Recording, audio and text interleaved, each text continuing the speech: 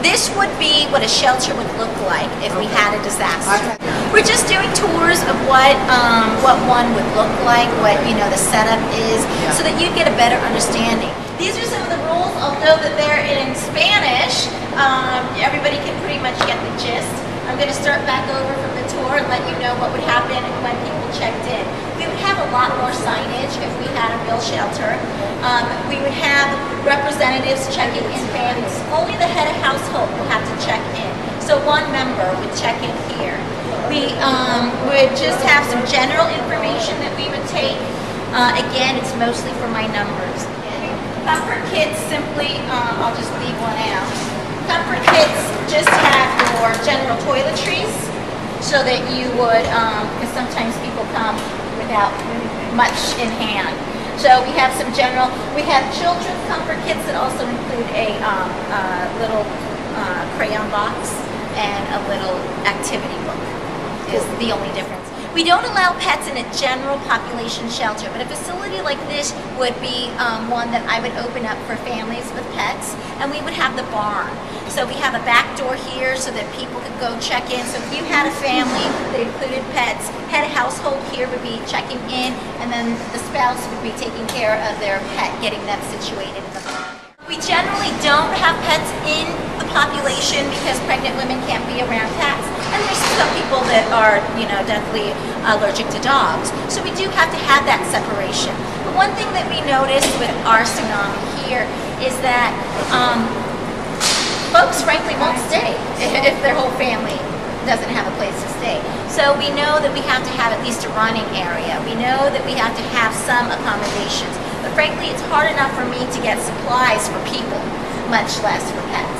I am eager to begin those coordinations and partnering with agencies, and I was just explaining how that's on the top of my list of things to do, but then I get inundated with floods and I just get off track. But I am willing to, so give me a call if you're interested in pets. During the recent flood, you set up some shelter for folks in East County. Did that look similar to this? And where was that at? This is what we had here. Okay. Unfortunately, we didn't have any clients that stayed with us. We put up a lot of families in individual hotels before we knew that there was a need. Once we saw that we were trending to have a need, then we opened this up. It was open for just over 24 hours. But I think folks in our county will do just about anything than to have to actually stay at one of our shelters.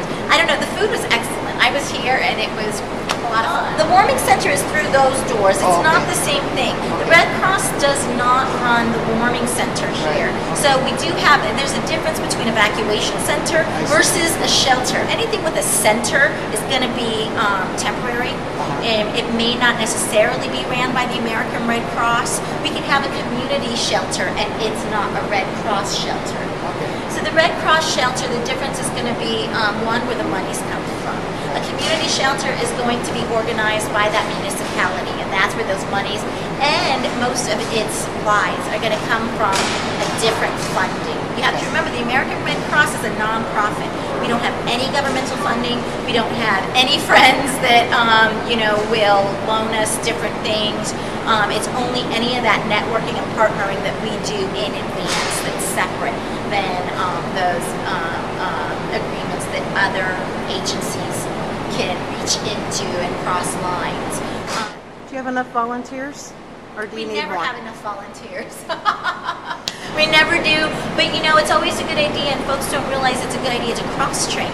So you're not hurting your CERT team or letting anybody down with your auxiliary membership if you do a little cross-training, because instead we find that we're better aware of how the other networks interact and what their policies and procedures are. So it's not necessarily that one would actually ever really donate time, but it's good to be a part of that planning process to work out these glitches before we have to work through